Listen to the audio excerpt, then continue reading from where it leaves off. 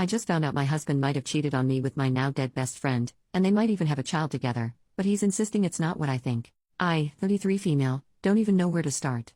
The past 6 months have been an absolute cluster truck, and it only seems to be getting worse and worse. My lifelong best friend since elementary school, whom I'll call Alice, sadly passed away in February from cancer. She had a 2-year-old daughter who went into the custody of Alice's mom after she passed away, who I'll call Alexis. Well, last month Alexis showed up on our doorstep unannounced, telling my husband, 36 male, he needs to take responsibility for his child and either take custody or start finally paying child support. She says that Alice had told her when her daughter was born who the father was, but didn't want anything to do with him. To answer the inevitable, Alice was a traveling nurse and made a lot of money, which is the only reason I can think of for why she didn't go for child support. During this conversation my husband had the worst panic attack he's ever had, so we had to end the conversation before I could get more details. My husband's story is, I don't even know. He said that Alice's daughter is probably his, but that it isn't what I think. Almost 3 years ago we threw a large housewarming party as we just moved into our dream home, after I finally finished residency and was set to make real money for once. Alice was in town and set to be at the party, but I was called into work before she got there.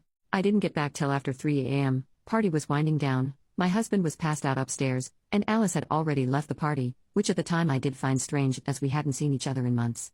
My husband claims he woke up in the middle of the night to Alice on top of him, but he passed out again before he could say anything.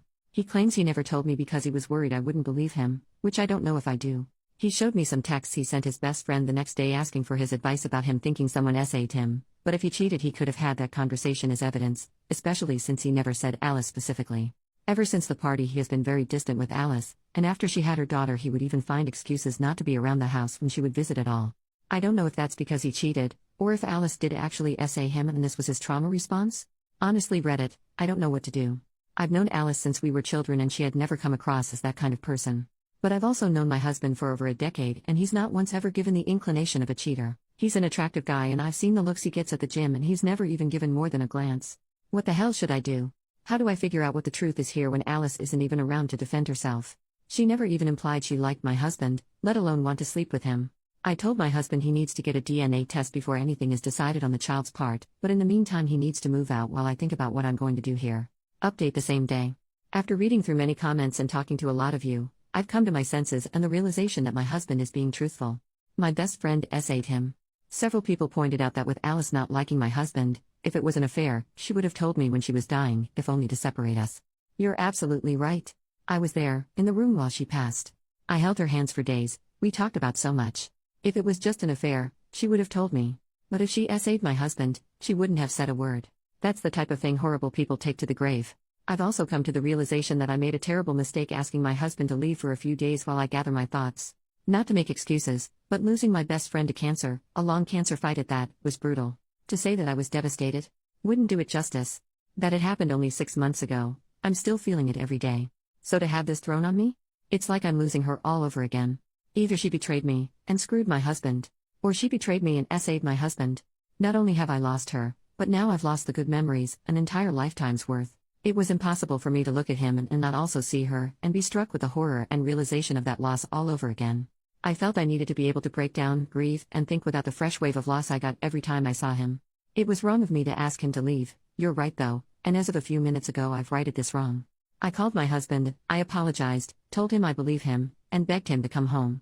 He'll be here in half an hour at most, and I'm going to support my husband the way I know he would have supported me. I've been an off and on Reddit user for several years, and sometimes the advice given on subreddits like these can be a bit hit or miss. But today you guys did good. You've helped me realize not only that I was wrong and being stupid at that, but that I was hurting the person that needed me the most. I was selfish. I have no idea what we're going to do as far as the potential daughter is concerned, but I can assure you we'll deal with it together. It's going to take a lot of time, and probably a lot of therapy, to grieve this new loss. I feel numb now, as though I'll never cry again. My best friend SA'd my husband, which means she was no friend of mine. She flaunted it, coming to my house, sitting with me and gabbing. She brought her child here, trying to rub it in his face, right in front of me. She tortured the man I loved, and I was an unknowing party to it. I feel sick to my stomach over how many times she came over, just to hold it over him. I'm honestly at a loss on how to make that up to him. If you all have any ideas, please feel free to give them to me. I think I'll need all the help I can get. Tomorrow I'm going to take a leave of absence from work, just until we can figure out our next steps, and we can get our heads on straight. Thank you everyone.